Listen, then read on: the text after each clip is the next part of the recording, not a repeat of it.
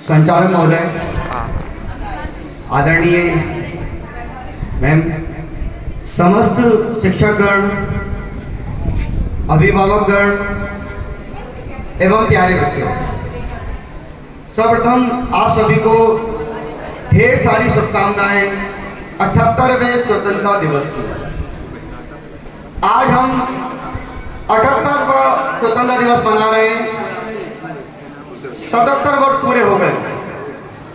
ये बहुत गर्व की बात है, सम्मान की बात है, अभिमान की बात है।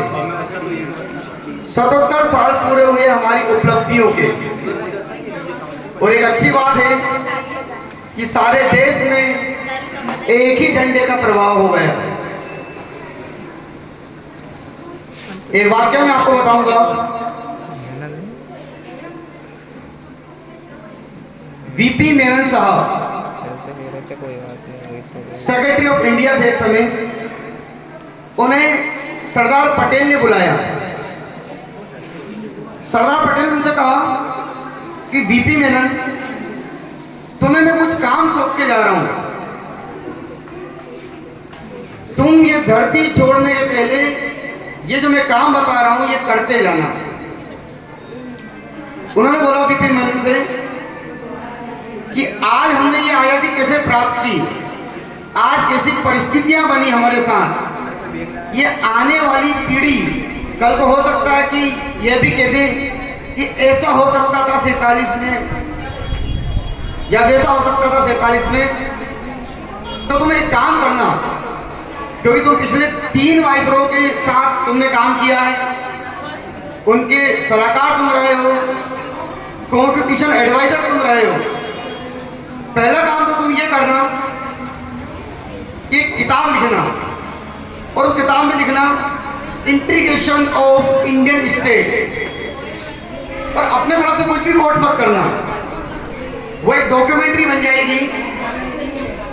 जैसा हुआ था 43 में, 46 में, 45 में, वैसा का है वैसा तुमको उसमें लिखना है, ताकि आने वाली पीढ़ी जब इस किताब को पढ़े तो उनको ये समझ में आ जाए कि अगर कुछ चीजें चूक गई या कुछ चीजें छूट गई तो उस समय वो परिस्थितियां वैसी नहीं थी।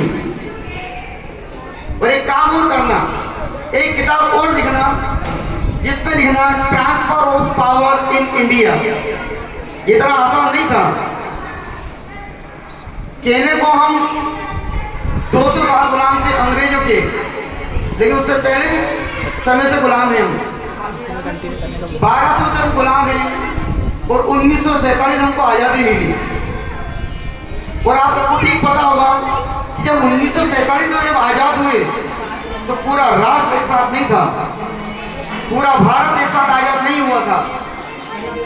आज़ाद हम हुए थे 15 अगस्त 1947 को, लेकिन उसके अगले महीने हैदराबाद आज़ाद हुआ, फिर जूनागढ़ आज़ाद हुआ, फिर सिक्किम मिला हमको 1975 में, त्रिपुरा हमको बाद में मिला,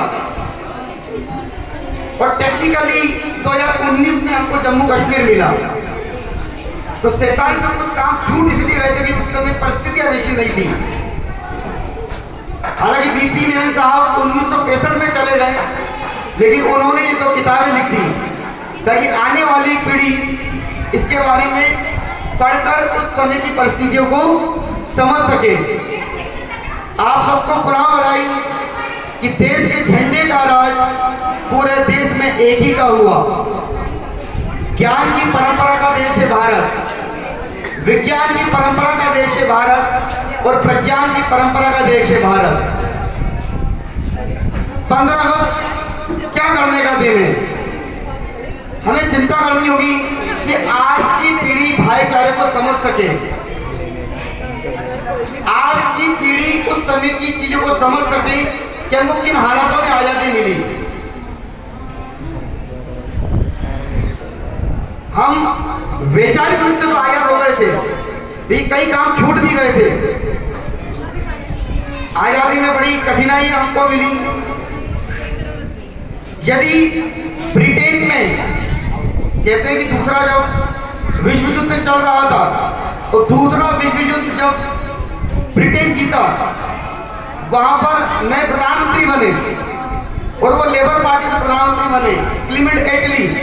और एटली के प्रधानमंत्री बने, उन्होंने पहली बार अपने प्रधानमंत्री ऑफिस में जाकर 3 स्टेटमेंट पास किए। उन्होंने बोला इतना कि खतरनाक हमारे हो रहा है कि क्या होता आगे है। जितने भी देश है हम मेरी सबको ना आजाद कर आवाज देंगे। संडे के दिन अपन चले थे ना, जिसमें से भारत रैली में 1948 से पहले आजाद कर आवाज बिगड़ गई। दिए, हालांकि हम 1947 में आजाद हो गए। अगर यदि हो सकता था अगर चर्चिल और वापस से प्रधानमंत्री होते तो हो सकता था और समय हमको लग जाता आजादी में। तो बहुत सारी चीजें यहाँ पर हमारे साथ में हुई। एक बात क्या मैं आपको शेयर करूंगा, कई बार हमारा मनोबल बड़ा कमजोर हो जाता है और मनोबल कमजोर होता है तो उस पर भी काम करना बहुत जरूरी है। और मनोबल कमजोर ना हो उसके लिए कलाम साहब ने बहुत अच्छी बात कही थी। कलाम साहब जब 2002 में देश के राष्ट्रपति बने,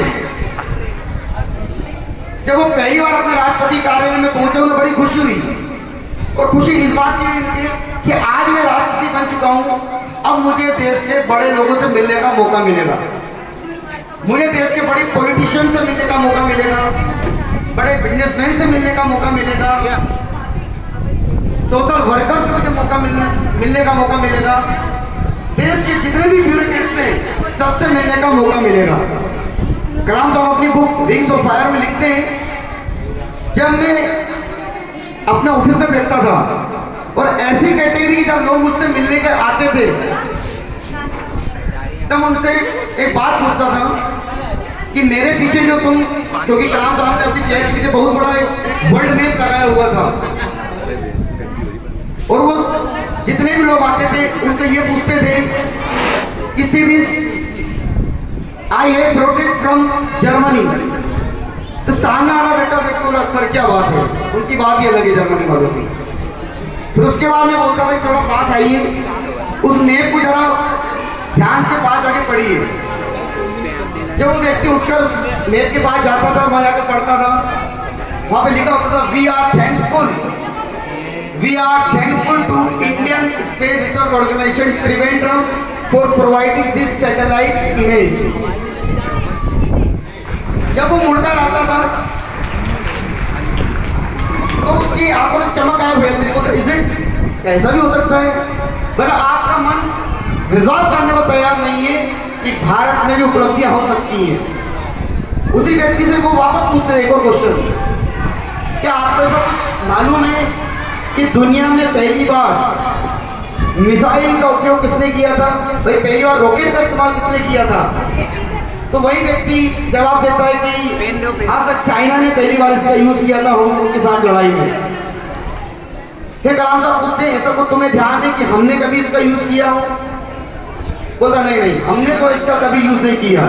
जब कलाम साहब कहते हैं कि पहली बार भारत में टीपू सुल्तान ने अपने युद्ध में रॉकेट का यूज किया था और आज जो लंदन के म्यूजियम में रखा हुआ है। समय का अभाव है, मैं अपनी वाणी को यही विराम देता हूँ।